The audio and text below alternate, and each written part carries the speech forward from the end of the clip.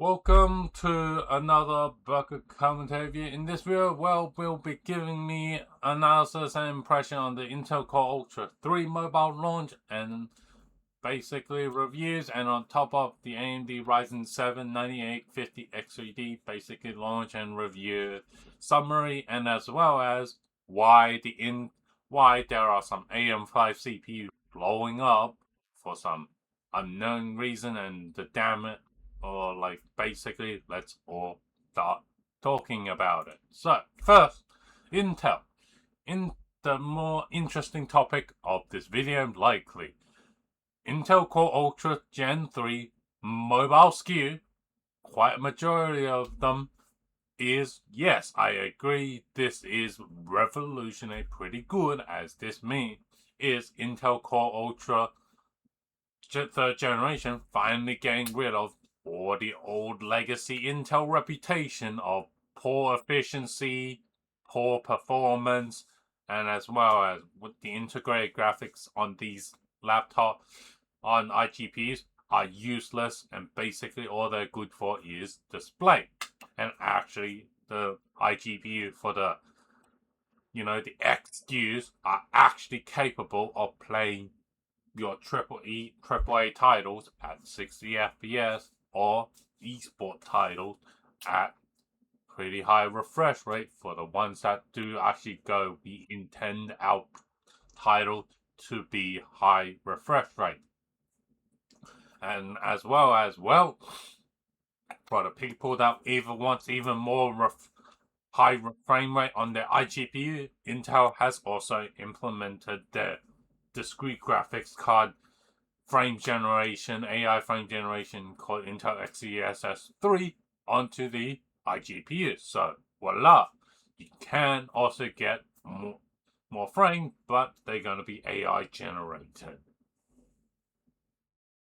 However, here's also Intel Core Ultra 3.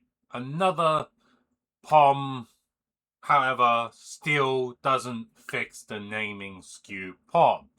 Because for those people that are unaware, there are one SKU of Intel Core Ultra 5 that has a 10 GPU cores, and it doesn't have the X SKU naming, because none of the X naming SKU except for that Core Ultra 5 has 4 GPU cores, which again, for those CPUs that are only having 4 GPU cores, they are not there for, well, they are put in laptops that are not expected to use that iGPU more than mod display. Either one, they are an office laptop that is really thin and light, or two, it's put into a gaming laptop, and well, the IG in most gaming laptops, they're gonna have some NVIDIA / and AMD GPU to do the actual majority of power of the display to power, task and stuff, and the iGPU is only really there to try and save as much battery when when you're not gaming and you're on the go.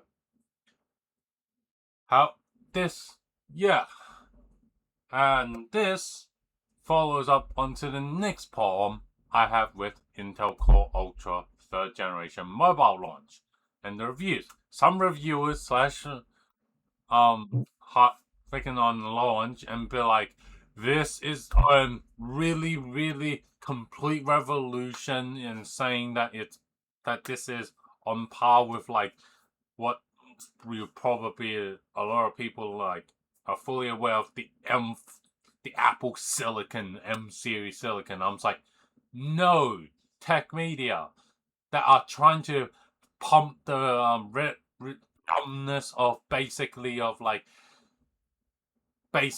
this Intel Core Ultra 3 is gonna be equivalent to the latest greatest M silicon. No, it's not. This is basically, if we were to compare it to your damn dumb logic of revolutionary SKU of Apple M silicon, this is no better than the M1 silicons, which basically is finally a full, mature, and surprisingly good first generation laptop SKU that is fully revolutionary, or should I say, not more revolutionary, more it's like, hey, you finally have managed to catch up and really made yourself a thing.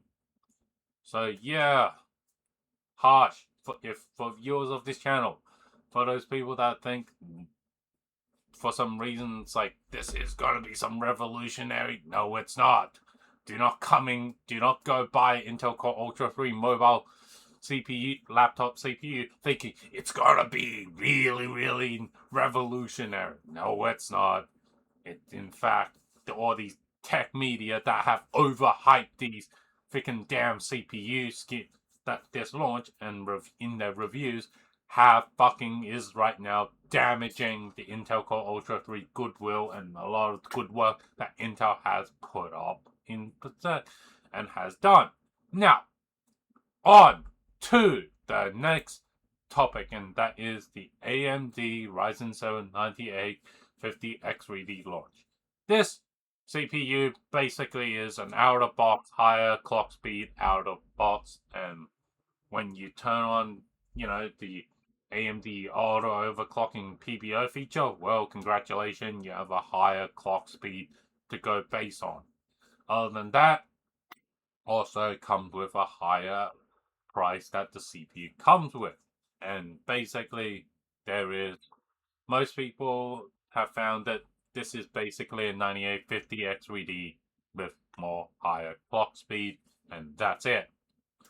So, who are the people that should be buying the Ryzen 7 9850X3D? The only people who should be using this is those pre-built manufacturers who want to say, oh no, way to try and get their customer to, pay extra for a CPU upgrade SKU. And on top of, well, the DIYers, the enthusiast that wants to overclock everything, and I want to overclock it with the best silicon I can get my hands on. Guess what? The 9850X3D is for those two. Other than that, if you're not someone that just not going to care about the extra clock speed from the out of box and the PBO, I do not think this will be a thing that you should buy. Go buy the stock standard Ryzen 7 9800 X3D. Skip it. Don't bother. Now, onto the last topic, and that is why is 9800 X3D and even now some am5 CPUs blowing up. Well, let's first address the elephant in the room, the 9800 X3D. Why are they blowing up on ASRock and Asus motherboard?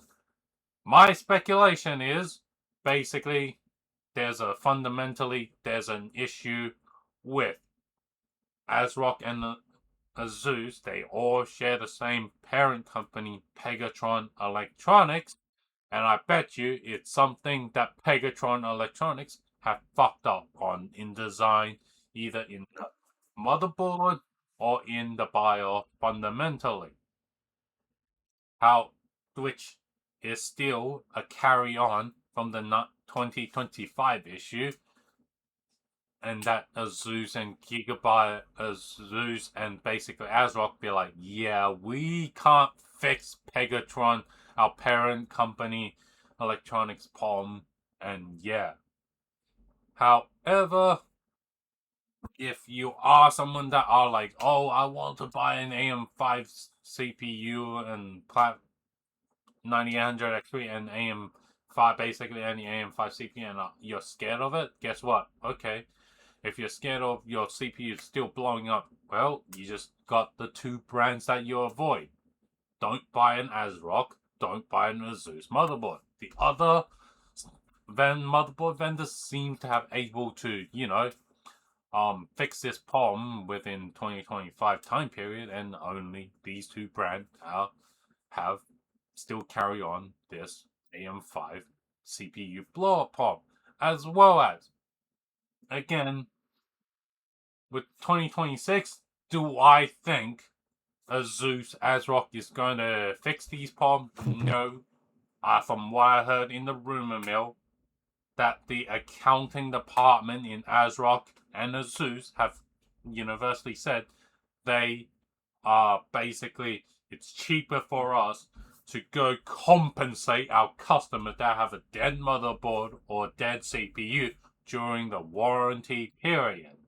So, if you have a Asus ASRock motherboard and you are still, and you have like, and you're still on warranty, I think this is going to be fine. But if you're someone who's like, I'm going to use my computer desktop part well past the warranty period, well, and you're on a Zeus ASRock motherboard, I think, okay. And if you're scared about this thing and you really want to avoid this issue, guess what? Just don't use a Zeus or ASRock.